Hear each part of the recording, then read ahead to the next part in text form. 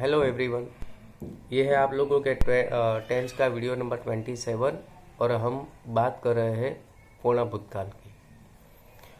तो सबसे पहले नए पेज पर हेडिंग लगाकर आप लिख लो द पास्ट परफेक्ट टेंस, यानी कि पूर्ण भूतकाल। और उसके बाद आप लोगों के पास वाक्य रचना है ही, फिर भी मैं आपको बता दूं।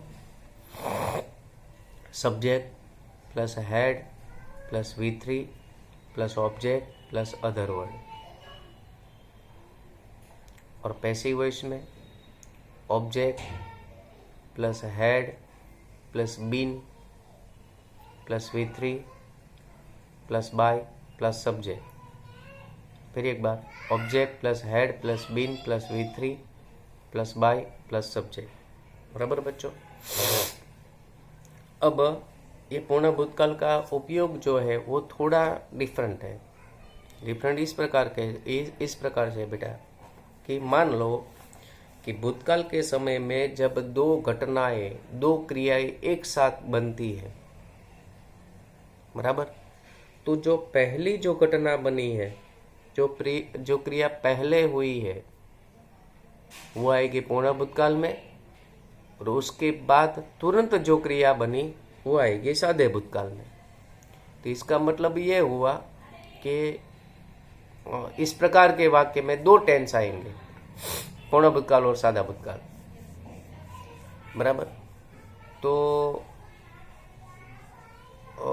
आप बोलोगे कि आप पूछोगे कि सर ये कुछ समझ में हमें नहीं आया कि दो क्रिया एक साथ बनती है, बराबर। तो मैं आपको एक एग्जांपल दूं कि मान लो कि जैसे ही मैं घर में एंटर हुआ, दाखिल हुआ, तुरंत ही लाइट चली गई। अथवा तो मेरे घर में एंटर होने के बाद तुरंत ही लाइट चली गई।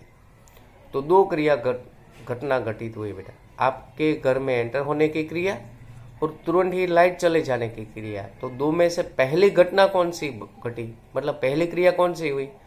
आपके घर में एंटर होने की क्रिया, बराबर। और उसके बाद दूसरी क्रिया कौन सी बनी? तो कि लाइट चले जाने की क्रिया। तो जो पहली क्रिया बनी उसके लिए पूर्ण भूतकाल।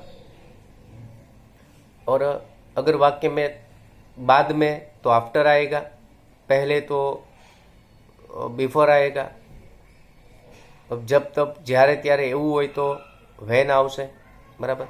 અને બીજી ક્રિયા કઈ બની? તો કે લાઇટ ચાલી જવાની ક્રિયા, लाइट चले जाने की क्रिया, तो वो आएगी सादे भूतकाल में, बराबर बच्चों। उस प्रकार से एग्जाम्पल नंबर 2 कि भाई मेरे स्टेशन पहुंचने से पहले ट्रेन चली गई, बराबर। तो ये दो घटना घटी बेटा, ट्रेन के चले जाने की क्रिया और आपके स्टेशन पहुंचने की क्रिया। तो ये दो घटना में से पहली घटना कौन सी घटी? ट्रेन के चले जाने की क्रिया, जो आएगी पूर्ण भूतकाल में। और आपके स्टेशन पहुंचने की क्रिया वो आएगी सादे भूतकाल में, बराबर बच्चों। और इसमें कुछ वर्ड्स का उपयोग होते हैं, बिफोर, आफ्टर, व्हेन, ऐसे शब्द। अगो पहले यानी बिफोर, बाद में यानी आफ्टर, बराबर। જ્યારે ત્યારે तो वेन आवे, बराबर बच्चों। तो इस प्रकार से इस टेंस को हमें समझना है, बराबर। और बाकी की जानकारी मैं आप लोगों को नेक्स्ट वीडियो में एग्जाम्पल के द्वारा और डीप थियरी में आप लोगों को नेक्स्ट वीडियो से समझाऊंगा, बराबर। कीप जॉइन विथ मी और कहीं जाएगा मत। Thank you.